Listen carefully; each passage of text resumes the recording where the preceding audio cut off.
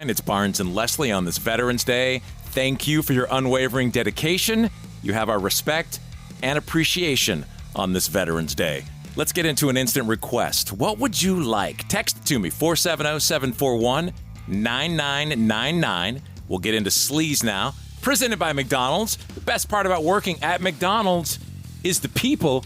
And man, Bill Burr unloaded Saturday night on SNL. All right, let's get to what you all want to talk about. All right, ladies, you're 0-2 against this guy. 0-2. All right, but you learn more from your losses than your wins. So, let's get into the game tape. All right, ladies, enough with the pantsuit. Okay, it's not working. Stop trying to have respect for yourselves. You don't win the office. Like on policy, you know? You gotta whore it up a little. I'm not saying go full Hooters, but find the happy medium between Applebee's and your dad didn't stick around. All right? You all know how to get a free drink. But just tease them a little bit. I'll be honest with you, I am so psyched that this stupid election is finally over. It took forever. Like, you know? Yeah.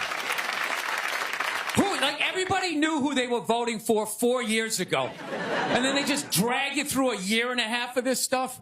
Like, who was sitting there watching the debate, like, still not decided? Two of the most polar opposite people ever.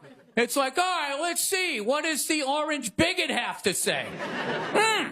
How about the real estate agent that speaks through her nose? Oh, there's a point. This is so difficult. It's like they overlap. I just can't make up my mind. And so, wow, that's the guy they picked for the post-election episode of SNL, Mr. Bill Burr. He is so funny. Well, if you want to be offended a little more, go and listen to the whole monologue. He goes deeper. Yeah. We haven't heard the last of Brianna Chickenfry. Of course, we're talking about the ex of Zach Bryan. I listened to the whole BFF's podcast, Barnes, so I have a couple of different audio pieces that I'd like to play. First, from their podcast last week, over 20 million people listening, Brianna speaks out about the $12 million NDA she was offered by Zach Bryan to not talk about their relationship. This episode and me not taking the money, like the last year of my life has been the hardest year of my life, like dealing with the abuse from this dude. Like, I'm still scared right now because I'm like scared of him still. My brain's rewired. Like, I'm scared to make him mad. And last week, I didn't want to talk about it because I was scared. So I was like, yeah, we can just talk about the stuff that's public. And I still said, your money, but you made the women before me believe that they had no other choice than to take money from you, sign their experiences away, sign what they went through away. You get to go skip off and sing your little songs on stage like you're a good dude. I don't want in 2 years to buy a house and think this is the money from the dude that literally destroyed me and broke me for a year. That. You. Damn. She's super emotional through that whole thing. And then this is the most recent one. She actually taped this one, Barnes, by herself in her car, put it on TikTok, speaking out against her critics about the way she's being perceived throughout this breakup. I'm trying to keep my composure because I know that when a woman gets mad or a woman gets angry, how it's perceived. So one, I see a lot of people being like, well, Dave definitely just gave her $10 million to do a tell-all, so she took money anyway. Dave didn't give me any money. 2, a tell-all? You think that was a tell-all? I took the high road. What I did was set a scene, paint a picture. And if you can't see that very clear picture, I don't have time to hold your hand and walk you to Lens Crafters. Sorry.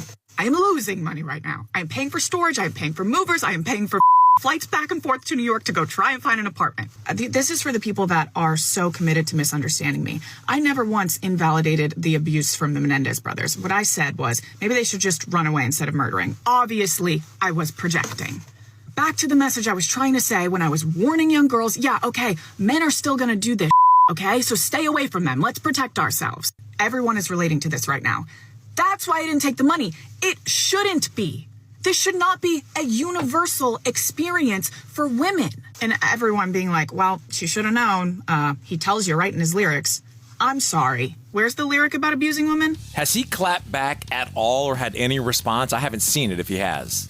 No, not he hasn't. He put out a song that people think may have been about it, but he hasn't said anything. And if you go on places like Reddit or X, so many people in her favor. One saying being forced into silence by a sick man isn't worth all the money in the world. Obviously, she's saying there's more to this story. I mean, of the abuse. She's not telling the full story about the abuse. And maybe that's why he hasn't said a word yet. Because at some point, they're going to go too far between Portnoy and her, and it's going to make him react. Look, alcoholics do crazy things. And allegedly, he is one. I don't know. And for her to say she was scared to make him mad, what does that tell you? Dude, there's a lot more unfolding. This is like become the world's biggest drama over that one girl from Atlanta. Remember about the boyfriend? Like this is like that on steroids. That is your Celebrity Sleaze.